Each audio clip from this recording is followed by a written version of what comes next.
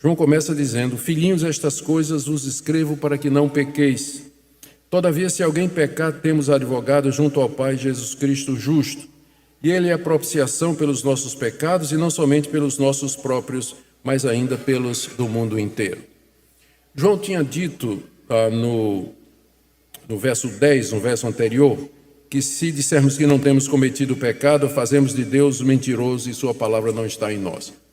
Alguém poderia ler o que João está dizendo e tirar a impressão de que João está dizendo que nós podemos viver uma vida em pecado.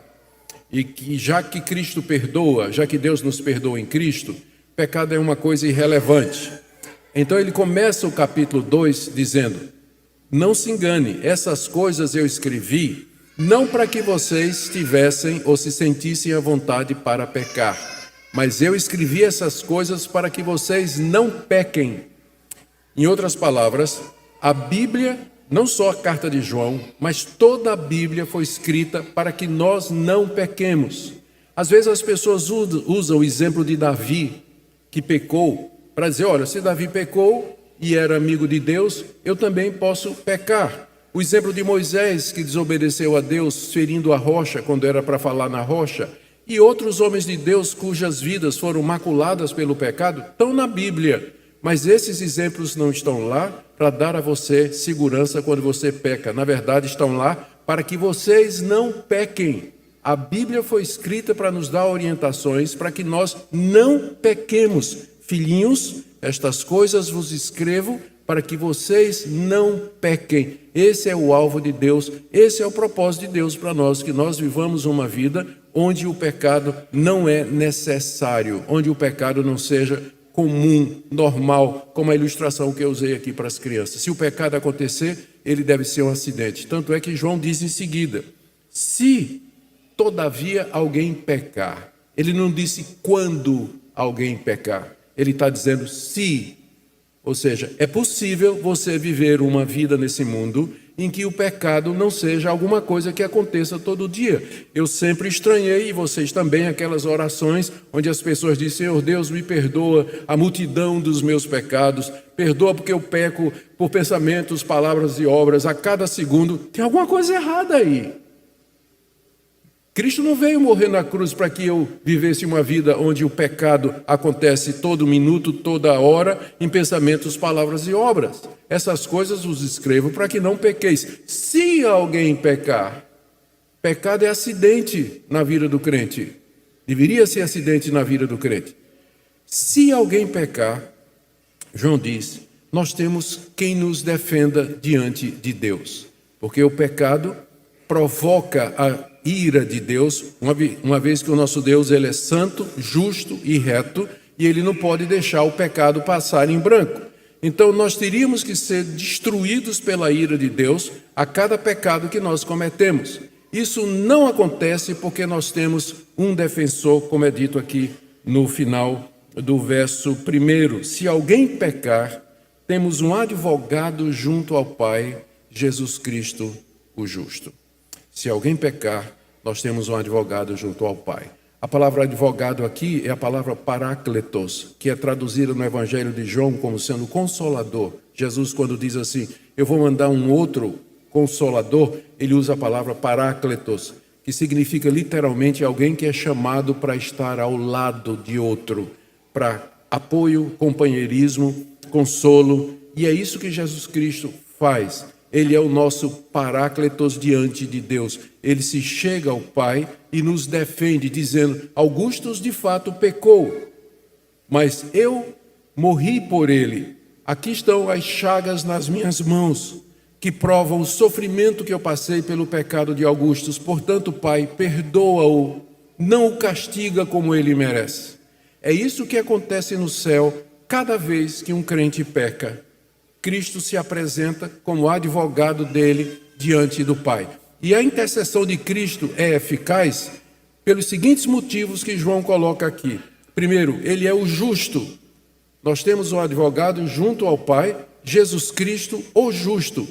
O justo é uma expressão que você vai encontrar no Antigo Testamento e mesmo em outros livros do Novo, para designar o Messias, o justo rei que que seria enviado por Deus para governar o mundo no tempo certo.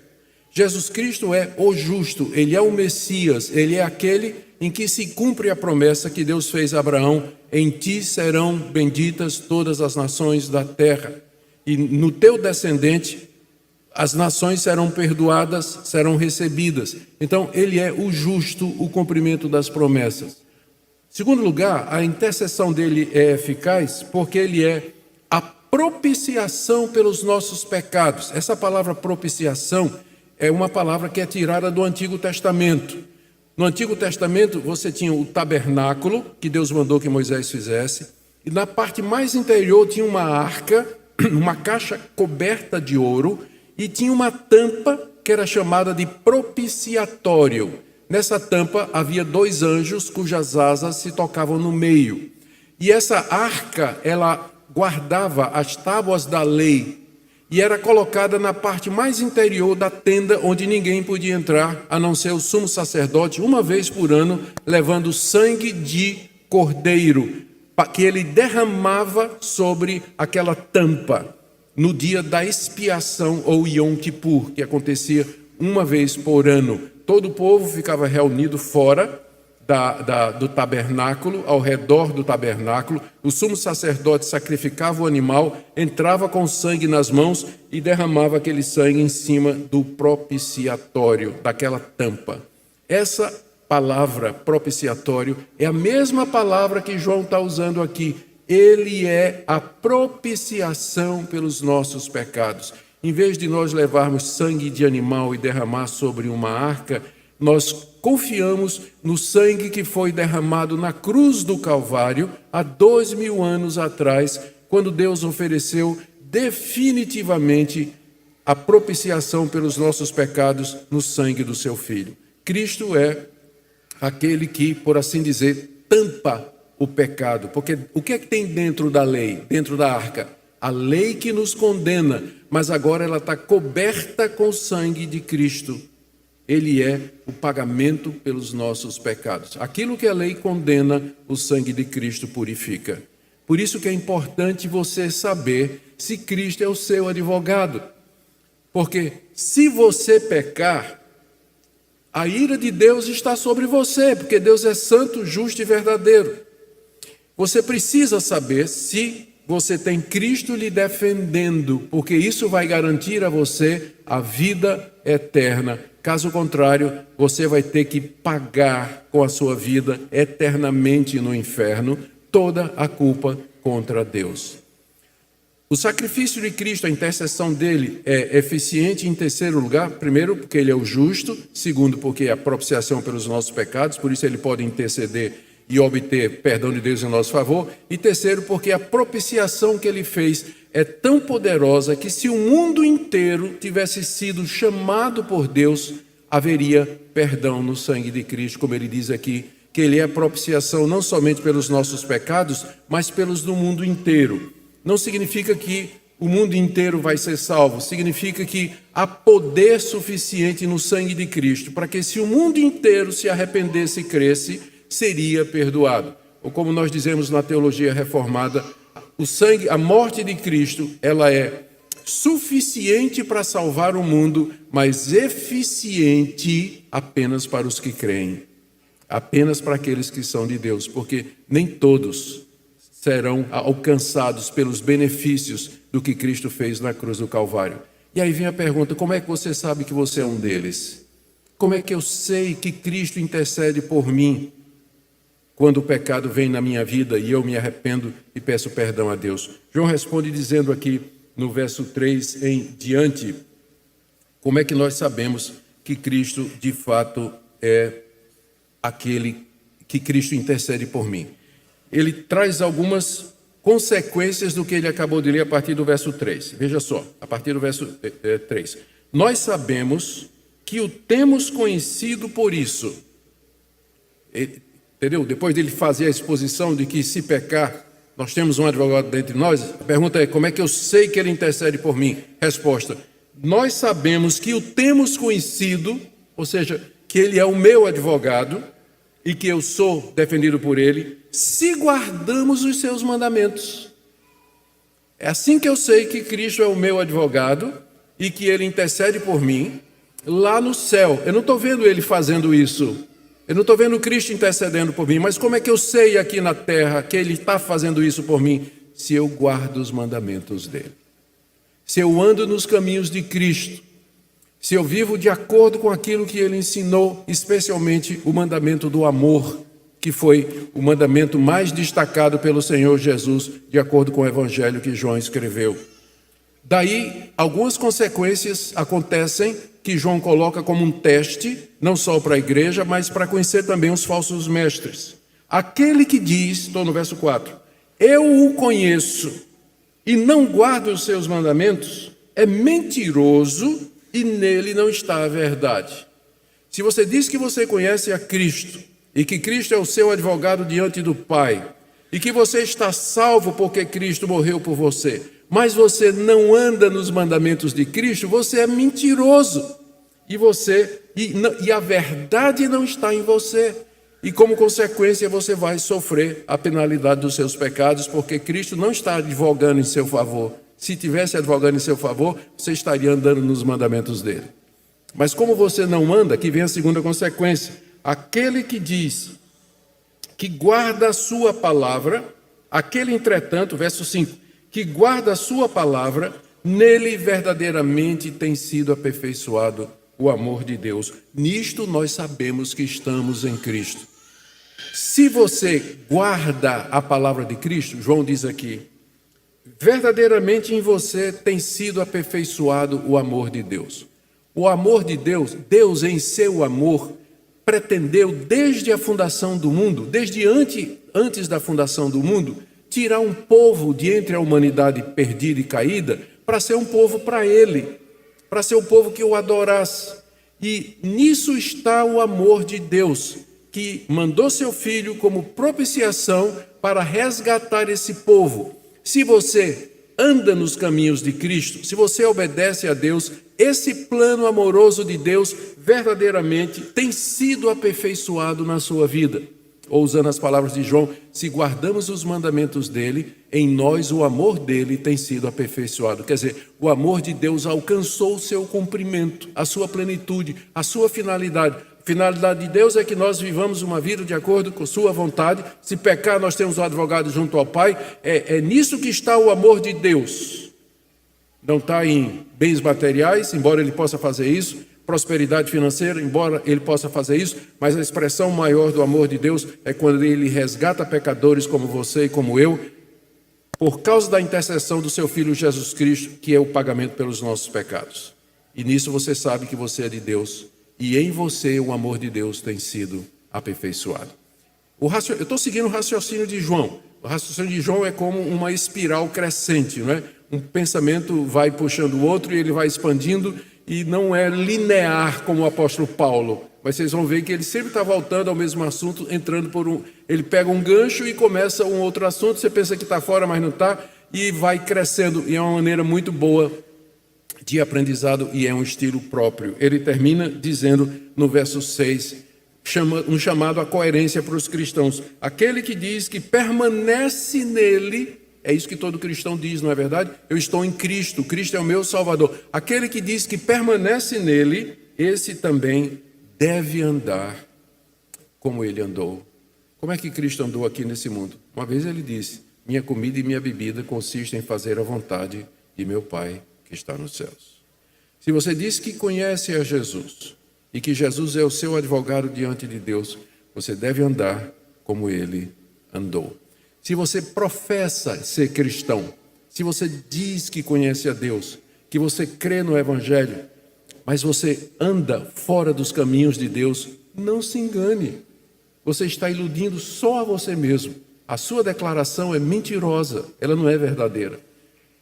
Por isso que eu disse que estes são testes que João coloca para que nós nos examinemos e nós examinemos os falsos mestres. Toda vez que vier uma doutrina, um pastor, uma igreja, um movimento, que de alguma maneira diga que você pode ser crente e ainda assim viver no pecado, não é de Deus. Estas coisas vos escrevo para que não pequeis. Se alguém se apresenta como evangélico, como pastor, e dá a você a liberdade de você continuar na fornicação, na imoralidade, na pornografia, na impureza, na desonestidade, ele não é de Deus. Porque se fosse de Deus, ele diria que você deve andar como Cristo andou. E se pecar, você tem um advogado junto ao Pai, Jesus Cristo, o justo. Já que João falou, agora vamos para a segunda parte. Já que João falou em mandamento de Cristo, agora ele explica que mandamento ele tem em mente, que é o mandamento do amor, que está do verso 7 até o verso 11, e aqui introduzindo pela primeira vez o teste social. Ele passa para os seus ouvintes o mandamento do amor, versos 7 e 8. Amados, não vos escrevo mandamento novo, senão um mandamento antigo, o qual desde o princípio tiveste. Veja a ligação, ele tinha dito, quem conhece a Cristo, anda no mandamento de Cristo. E que mandamento é esse? Aí ele vai explicar agora, que mandamento é esse? Eu não escrevo um mandamento novo, senão um mandamento antigo, que desde o princípio tivestes.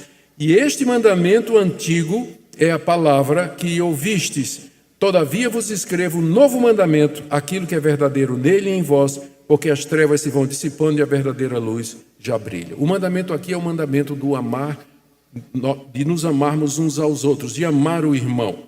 João diz que isso que ele está escrevendo não é uma coisa nova, não é novidade, porque eles já sabiam isso desde o princípio. O amor ao próximo faz parte da pregação do Evangelho. Então, quando os leitores de João ouviram o Evangelho pela primeira vez, eles também ouviram isso, que aquele que ama a Deus e que foi salvo pela graça de Deus, ele ama seu irmão também. Então, não é nada novo que João está dizendo, é um mandamento antigo que eles ouviram desde o princípio, quer dizer, desde o princípio da evangelização deles, desde o início da pregação do Evangelho entre eles. Mas há um sentido em que esse mandamento, ele é novo. João diz no verso 8, todavia vos escrevo um novo mandamento, aquilo que é verdadeiro nele e em vós, porque as trevas se vão dissipando e a verdadeira luz já brilha. O mandamento do amor em Cristo, ele se torna novo, porque ganhou a sua expressão maior. Quando Cristo deu sua vida na cruz por nós, ali ele ilustrou o que é que significa amar ao próximo. Significa você amá-lo a ponto de dar a sua vida por ele. Então, em Cristo, esse mandamento ganhou uma nova dimensão. A treva passou e a luz chegou. A vinda de Cristo iluminou o nosso entendimento, iluminou esse mandamento, dando essa nova dimensão. Agora eu sei o que é que significa amar. Amar significa não dizer, eu te amo, meu irmão, mas significa você meter a mão no bolso, você passar o zele, você ir na casa do irmão, você visitar o irmão, você cuidar do seu irmão nas suas necessidades. Por que João enfatiza isso? Porque os falsos mestres estavam dizendo que as coisas do corpo, as coisas materiais são irrelevantes diante de Deus, que Deus só se preocupa com o espírito. E vocês certamente conhecem pregadores, pastores e linhas teológicas que tendem a enfatizar apenas o espírito, que é espiritual, e negligenciam o corpo, o cuidado com o corpo, a preservação do corpo, a santidade do corpo, O pessoal esquece isso. Mas Deus, quando nos criou, ele nos criou completos. Ele primeiro fez o físico e soprou o espiritual através do sopro da sua boca. Então nós somos uma unidade, não tem como separar corpo e espírito. Cristo morreu para salvar os dois. Portanto, o corpo é importante. Se o meu irmão está passando necessidade, eu preciso cuidar dele, eu preciso ajudá-lo também materialmente, se essa a circunstância requerer. Duas implicações desse mandamento antigo e novo, que é do amar ao próximo. Primeira consequência no verso 9, aquele que diz que está na luz, ou seja, aquele que diz eu conheço a Deus, fui salvo por Cristo, conheço a verdade, aquele que diz estar na luz e odeia seu irmão, até agora está nas trevas. Odiar o irmão aqui no contexto não é você desejar matá-lo, embora inclua isso, mas significa indiferença. Você não está nem aí. Você diz assim, eu não amo nem odeio. Odeia. Porque a falta de amor, o oposto do amor aqui não é o ódio no sentido de desejar o mal de alguém, mas é simplesmente indiferença. Aquele que diz que está na luz, mas odeia seu irmão, ou seja, não é que eu não tenho raiva dele, ele nunca me fez nada de mal, mas eu simplesmente não me interessa, eu não me comovo, não me preocupo se ele está passando necessidade, está passando fome, está doente, está precisando de ajuda, eu não estou nem aí. Então, se alguém diz que ama a Deus, que conhece a Deus, que está na luz, mas tem essa atitude que João caracteriza como ódio, até agora está nas trevas. Não está na luz do Evangelho, está se enganando, Ele está em trevas. Mas, verso 10, eu disse que eram duas consequências, não é? Aquele que diz estar na luz e odeia seu irmão, até agora está nas trevas. Ele repete isso no verso 11. Aquele que odeia seu irmão está nas trevas, anda nas trevas, não sabe para onde vai, porque as trevas lhe cegaram os olhos. Trevas aqui é a ignorância a respeito de Deus. É o desconhecimento, é a falta de conhecimento verdadeiro daquele que é luz, que é Jesus Cristo. A autoilusão religiosa é muito forte, meus irmãos. Tem gente que pensa que está salvo, tem gente que pensa que é cristão.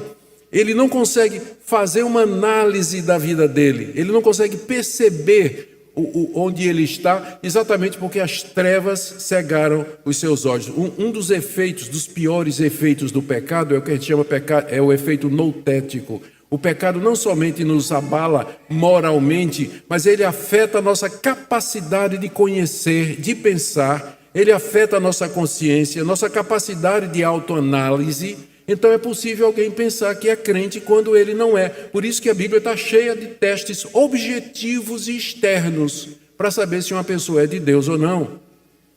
Se você diz que ama, está na luz, mas odeia seu irmão, na verdade, até agora você está em trevas. O teste é esse. Uma das provas que você é cristão, uma das provas que você é um crente verdadeiro, é que você está disposto a se sacrificar pelos seus irmãos em Cristo. Está disposto a ajudá-los a renunciar a alguma coisa, exatamente como Cristo fez, tornando esse mandamento novo. Agora, a outra consequência no verso 10. Aquele que ama seu irmão permanece na luz, e nele não há tropeço. Isso que significa que ele não serve de tropeço para outras pessoas, que é o que acontece quando alguém declaradamente cristão é completamente indiferente às necessidades dos outros, ou detesta os outros. Ele se torna um tropeço. As pessoas dizem, essa pessoa diz que é crente, essa pessoa diz que é evangélico, essa pessoa diz que conhece a Deus, mas eu só vejo ele xingando os outros, criticando, cheio de desconfiança, não ajuda ninguém, é avarento, nunca abriu a bolsa para ajudar alguma pessoa. Então, quem diz que está na luz, mas odeia seu irmão, ele está mentindo e está em trevas. Mas quem ama a seu irmão, nele não há tropeço. A pessoa vai olhar para você e vai dizer, de fato, essa pessoa é crente. Olha o amor que ela tem. Ela ama as pessoas, ela se dá pelas pessoas. Nesse sentido, as nossas obras falam mais alto do que as nossas palavras. Falam mais alto do que as nossas palavras. João termina o teste aqui, e é um teste pesado, não é verdade? Se a gente se submeter a isso aqui, a gente vai dizer, meu Deus, quem é que vai sobrar de crente aqui, não é? João sabe que ele colocou, não injusto, porque injusto ele não é, mas João sabe que o padrão de Deus é um padrão elevado. Então o que ele faz agora, na terceira parte do que eu li, é encorajar os seus leitores, como se dissessem assim, mas quanto a vocês, eu sei que vocês não estão em trevas. Eu estou escrevendo essas coisas por causa dos falsos mestres, mas eu estou confiante que não é o caso de vocês. Por isso ele diz, filhinhos, eu vos escrevo, porque os vossos pecados são perdoados por causa do seu nome. Pais, eu vos escrevo, porque conheceis aquele que existe desde o princípio. Jovens, eu vos escrevo, porque tendes vencido o maligno, e assim por diante. Ele encoraja os seus leitores. A primeira pergunta que a gente faz quando a gente lê esse encorajamento é, a quem ele se refere? Quem são os filhinhos, pais e jovens? A primeira tendência é pensar que são faixas etárias. Não é. Não é faixa etária, porque o que João diz aqui de cada um desses grupos é verdade a respeito de qualquer pessoa que seja crente. Então não é faixa etária. Outros acham que é amadurecimento espiritual, os filhinhos sendo o novo convertido e os pais os já mais maduros espiritualmente. Mesmo argumento, o que João diz aqui cabe em qualquer época da sua vida. A melhor explicação é que filhinhos, pais e jovens está se referindo aos crentes, a todos os crentes. E João está destacando um aspecto específico de sermos cristãos em cada uma dessas situações. Então, quando ele diz assim, filhinhos, ele está se referindo a nós como aqueles que foram feitos filhos de Deus mediante o sangue de Jesus. Quando ele se refere a nós como pais, ele está dizendo que nós vamos, como o pai faz com seu filho, transmitir esse conhecimento para as próximas gerações. Quando ele fala jovens, se refere a todos nós. Somos ousados, corajosos em nome de Jesus. Então, tudo que é dito aqui se refere aos crentes em toda, qualquer situação e em cada época da vida. Se não, vejamos, ele diz, primeiro, eu vos escrevo porque, verso 12, filhinhos vos escrevo porque os vossos pecados são perdoados por causa do seu nome. Isso é verdade para todos os crentes de todas as épocas, toda a faixa etária e todo nível de amadurecimento espiritual. Eu estou escrevendo para vocês, diz João, porque os pecados de vocês foram perdoados. E vocês não estão mais andando em trevas a ponto de odiar seu irmão. Seus pecados foram perdoados e vocês foram feitos filhos de Deus. Aí ele continua, pais, vocês que vão transmitir esse conhecimento para as próximas gerações, eu escrevo porque vocês conhecem aquele que é desde o princípio. Isso é verdade a respeito de todo crente, jovem, adulto, idoso. Ele conhece aquele que é desde o princípio, que é Jesus Cristo. E vai transmitir esse conhecimento para outras pessoas. Jovens, estou no verso 13, eu vos escrevo porque tendes vencido o maligno. Vencemos o maligno em Cristo. Fomos libertos da condenação que o Satanás procura nos trazer, do domínio de Satanás, da opressão de Satanás, e isso é verdade de todo crente verdadeiro. E nesse sentido, porque vencemos o diabo, nós somos como jovens fortes e prontos para a guerra. Preciso evitar fazer isso porque dá meme, não é? Preciso parar. Dá meme. Jovens, vocês venceram o maligno. E ele continua, filhinhos, eu vos escrevi, porque conheceis o Pai, de quem vocês se tornaram filhos, mediante o sangue de Jesus. Vocês conhecem a Deus. Continuando, pais, eu vos escrevi, porque vocês conhecem aquele que existe desde o princípio. Ele está repetindo, jovens, eu vos escrevo, porque sois fortes, a palavra de Deus permanece em vós, e vocês venceram o maligno. Que coisas maravilhosas. Fomos perdoados, conhecemos a Deus, vencemos o diabo. E a verdade de Deus permanece em nós. Isso é verdade de todo crente verdadeiro. Isso é o que acontece, é o que pode ser dito de todo crente verdadeiro. Com essas palavras, João está dizendo à sua audiência, vocês não são aqueles que eu estou mirando. Eu estou mirando nos falsos mestres e eu estou mirando nos crentes falsos. Eu sei que vocês são crentes verdadeiros. É por isso que eu escrevo e é por isso que eu escrevi para vocês, para assegurar vocês a respeito da vida eterna e do perdão de pecados. Gente, que coisa maravilhosa, não é? É assim que a Bíblia funciona, é assim que o Evangelho funciona. Por um lado, Deus vem e nos coloca numa posição em que nós só podemos dizer, Deus tenha misericórdia, eu sou um pecador, eu estou perdido, se o Senhor for me julgar agora, eu serei lançado no inferno, eu não mereço nada senão a tua ira. E a lei de Deus serve para isso, esses testes têm como objetivo mostrar que você é de fato um pecador, para em seguida João chegar com a graça e dizer, o sangue de Jesus nos purifica de todo o pecado.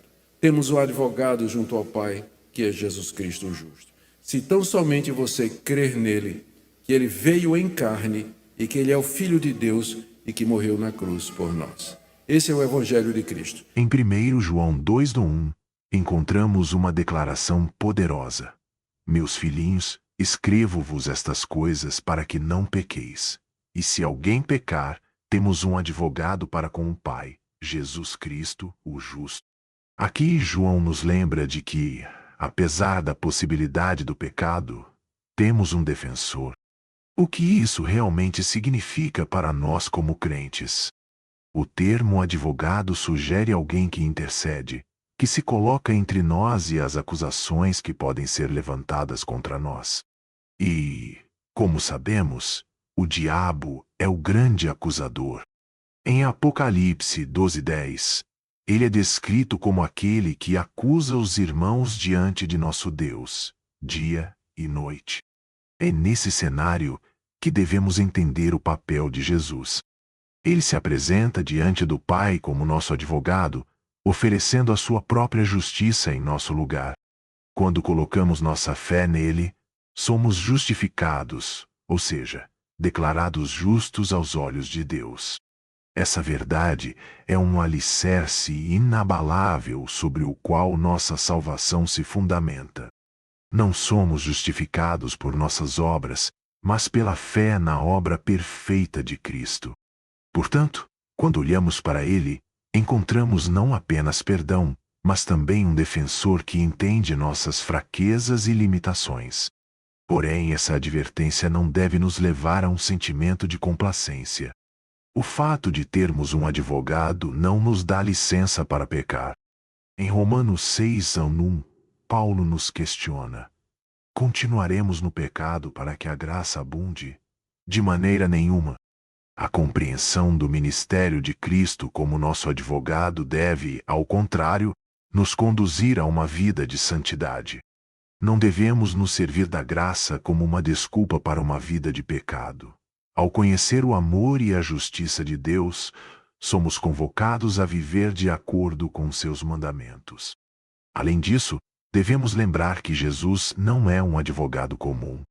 Ele é o justo, perfeito em todas as suas formas, e sua intercessão é absolutamente eficaz.